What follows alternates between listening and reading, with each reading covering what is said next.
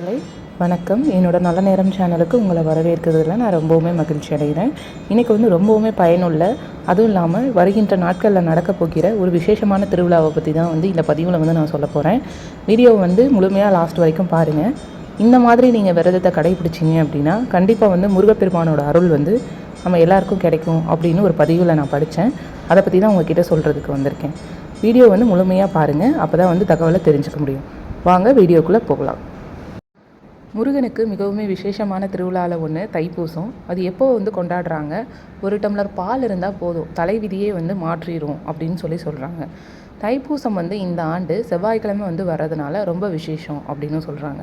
இதனால் பக்தர்கள் வீட்டில் பால் காய்ச்சி வழிபாடு நடத்துங்க அப்படின்னு சொல்லிட்டு சொற்பொழிவாளர் சொல்லியிருக்காங்க. முருகனுக்கு மிகவும் விசேஷமான தைப்பூசம் அப்படிங்கிறது தை மாதத்தில் பௌர்ணமியும் பூச நட்சத்திரமும் சேர்ந்து வரக்கூடிய நாளாகும்.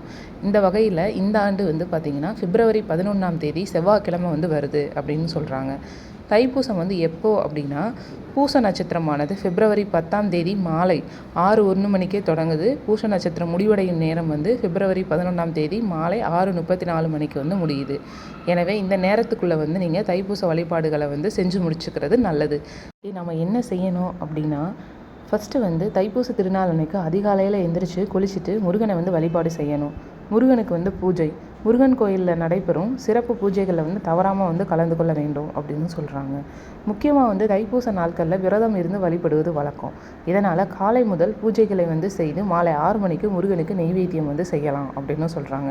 எப்படி வழிபாடு செய்யணும் அப்படின்னா, காலையில் எந்திரிச்சு குளிச்சுட்டு முருகனுக்கு மாலை அணிவித்து முடிஞ்ச அளவுக்கு சிறப்பு நிற பூக்களாலான மாலைகளை நீங்கள் செஞ்சிங்கன்னா முருகனுக்கு ரொம்பவுமே இஷ்டமாக இருக்கும் அப்படின்னு சொல்கிறாங்க. இல்லாட்டினா மற்ற நிறங்களில் கூட அனுபவிக்கலாம். சிலை இருந்துச்சுன்னா பால் அபிஷேகம் செய்யலாம். இல்லாட்டினா ஒரு டம்ளர் பால் வைத்து வழிபாடு நடத்தலாம் அப்படின்னு சொல்கிறாங்க. தைப்பூசத்திற்கு விரதம் இருக்கிறவங்க 48 நாட்கள் அதாவது ஒரு மண்டலம் மாலை அணிந்து கோவிலுக்கு போவாங்கள்ல, அதுக்கேற்றதுக்கு சமம் அப்படின்னு சொல்கிறாங்க. விரதம் இருக்கும் அன்றைக்கு தினம் நாள் முழுவதும் எதையும் சாப்பிடாமல் இருந்துட்டு விரதம் மேற்கொள்ளலாம் அப்படின்னு சொல்கிறாங்க. முடியாதவங்க பழம், பால் போன்றவற்றை சாப்பிட்டு விரதத்தை தொடங்கலாம் அப்படின்னு சொல்கிறாங்க. காலையிலே விரதத்தை தொடங்கி மாலை சுவாமி கும்பிட்டதுக்கு அப்புறமா விரதத்தை முடிச்சுக்கலாம் அப்படின்னு சொல்கிறாங்க.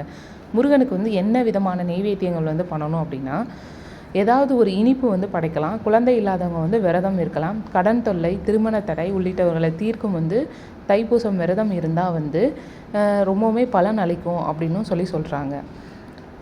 வீட்டில் சாமி கும்பிட்டு விரதத்தை முடிக்கிறவங்க எளிமையாக பால் அபிஷேகம் செய்யலாம். இல்லாட்டினா ஒரு டம்ளர் பால் இனிப்பு வைத்து படைக்கலாம். இல்லைனா சிவப்பு நிற மலர்கள் முருகனுக்கு சூட்டி வழிபடலாம் அப்படின்னு தெரிவிச்சிருக்காங்க. இந்த தைப்பூசம் அப்படிங்கிறது தலைவிதியே மாற்றும் அப்படின்றாங்க. இதுபோல் 48 நாட்களுக்கு விரதம் இருக்க முடியாவிட்டாலும் 6 நாட்கள் விரதம் இருக்கலாம் அப்படின்னு சொல்கிறாங்க. எங்கெல்லாம் கொண்டாடுறாங்க அப்படின்னா, இந்த தைப்பூசம் முருகன் வள்ளியை மனம் புரிந்த நாள் அப்படின்னு சொல்கிறாங்க. இந்த தைப்பூச திருவிழா இந்தியாவில் மட்டும் இல்லை, இலங்கை, சிங்கப்பூர், மலேசியா, மொரீசியஸ் உள்ளிட்ட நாடுகள்லையும் கொண்டாடுறாங்க அப்படின்னு சொல்கிறாங்க. அதே போல் உலக நாடுகள்லையுமே தைப்பூசத்திற்காக அரசு விடுமுறை விடப்படுறது எங்கே அப்படின்னா மலேசியாவில் மட்டும்தான் அப்படின்னு சொல்கிறாங்க. தைப்பூசத்தன்னைக்கு முருகன் நரகாசுரனை வதம் செய்த நிகழ்வும் ஒரு சிறப்பு நிகழ்வாக பழனியில் கொண்டாடப்பட்டு வராங்க அப்படிங்கிறது இந்த பதிவில் பதிவிட்டிருக்கிறாங்க. உங்களுக்கு மிகவும் பயனுள்ளதாக இருக்கும் அப்படின்னு நான் நம்புகிறேன். இந்த தகவலை முருகனை ரொம்ப வழிபடுறவங்க, அது இல்லாமல் முருகனோட பக்தர்கள் அனைவருமே இந்த வீடியோவை மறக்காமல் நீங்கள் பகிர்ந்து கொள்ளுங்கள். முருகனோட அருள் உங்களுக்கு முழுமையாக கிடைக்கணும். ஓம் சரவண பவ.